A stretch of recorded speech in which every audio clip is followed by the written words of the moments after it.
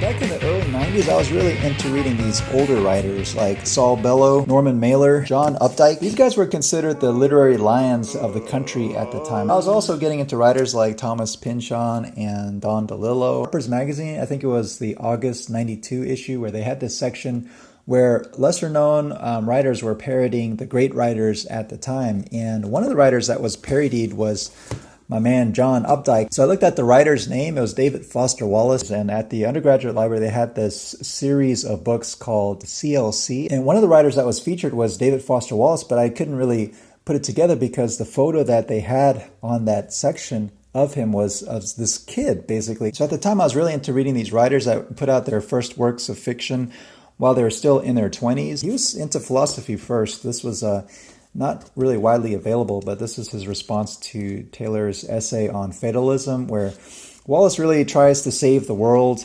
by pointing out that Taylor was misusing semantics to talk about metaphysical issues.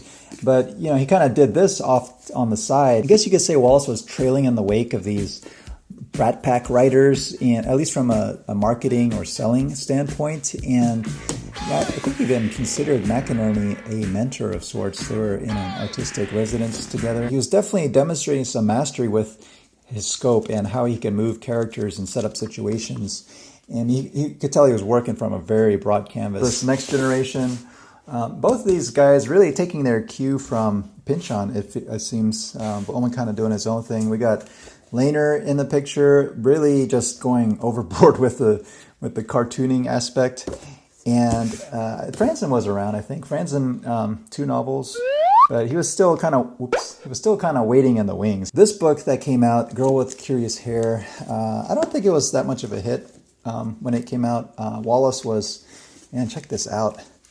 I've never seen a book do this. Part of the end paper. Printing mistake? I don't know. To me, I don't think Wallace could write a story to save his life as far as a short story.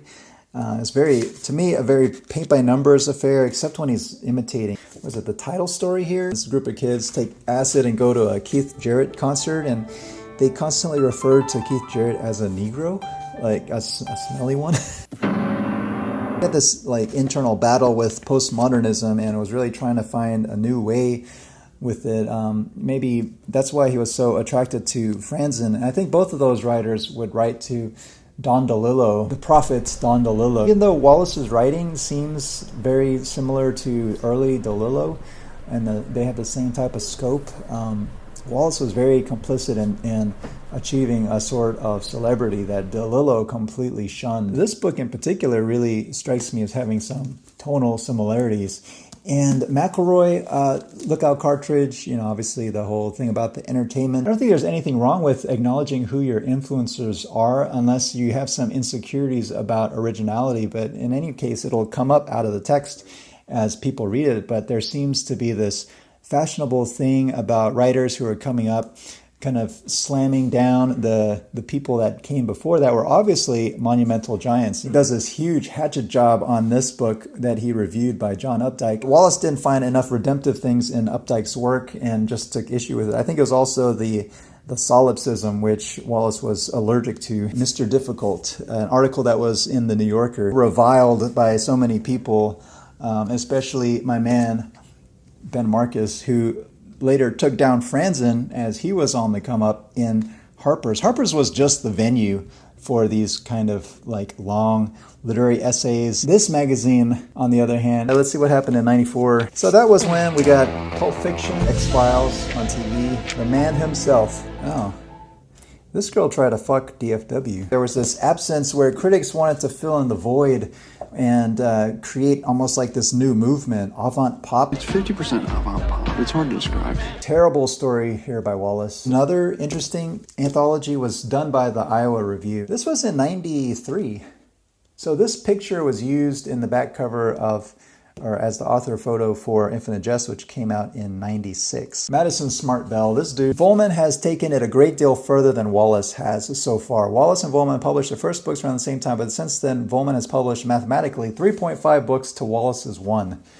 I mean, what kind of value does that add to the conversation? If anything, it just adds some unneeded anxiety. He was really into Vollmann. Like, I got this old this New York Times magazine about Vollmann. That must be Dolores when she was very young. So yeah, this book dropped, and I think it was pretty hyped up for what it is. The guy's been fucking canonized.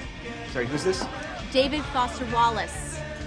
I find that it holds up extremely well. It doesn't really go for the easy punchlines like he did in his first novel, but I mean, he's willing to stretch out entire subplots just to achieve that final bizarre, surreal image.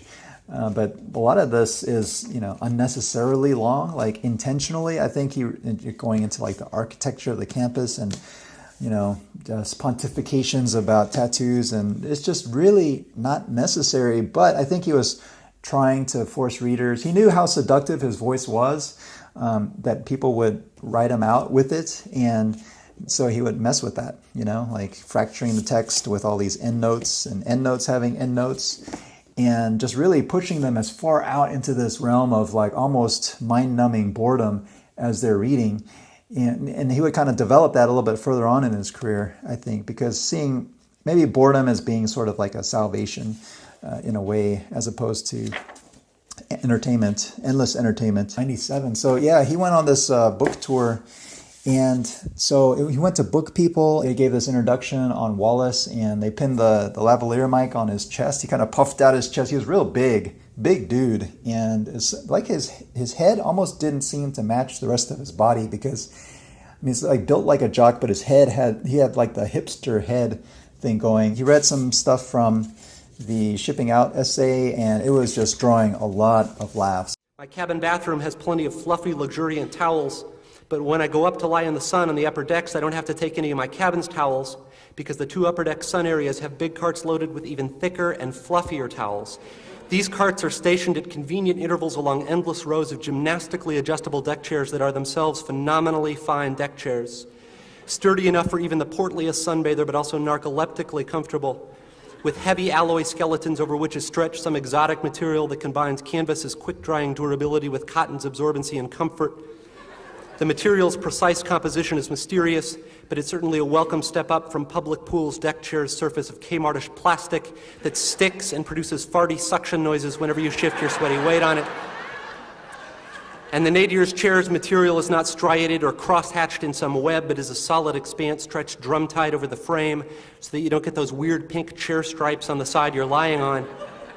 And each upper deck's carts are manned by a special squad of full-time towel guys, so that when you are well done on both sides and ready to quit and spring easily out of the deck chair, you don't have to pick up your towel and take it with you or even bus it into the cart's used towel slot, because a towel guy materializes the minute your fanny leaves the chair and removes your towel for you and deposits it in the slot. And there's a paren. And so, but when he got to the point of reading from Infinite Jest, he chose this passage where Don Gately does the burglary on this dude's house, like duplexy or whatever.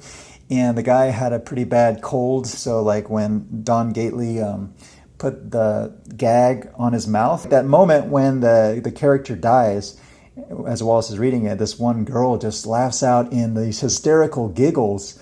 It's just totally inappropriate. And then Wallace does this pause in his reading, and he kind of looks up at her with his Benjamin Franklin glasses and gives her this stern teacherly glare for like half a second, and then he continues reading. Without his bandana, Wallace was sweating balls, and this girl offered him some Kleenex, and he declined. He said, no thank you, I don't really like Kleenex because it has a tendency to pill.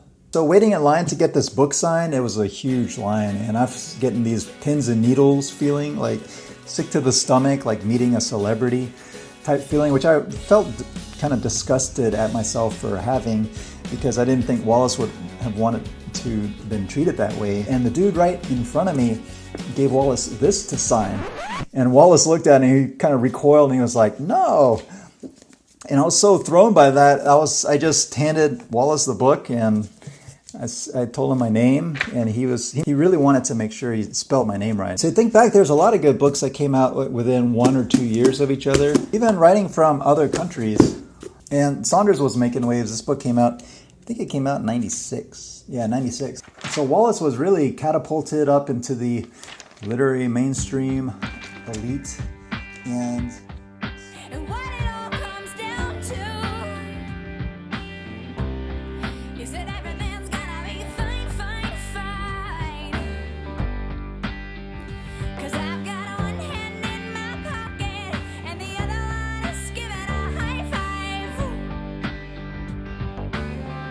he wrote about in The Depressed Person or in Infinite Jest when he's talking about suicide, just how at the cellular level it was just agony for him sometimes. It really shouldn't have come to us as any kind of shock when almost 10 years ago Wallace ceased to exist.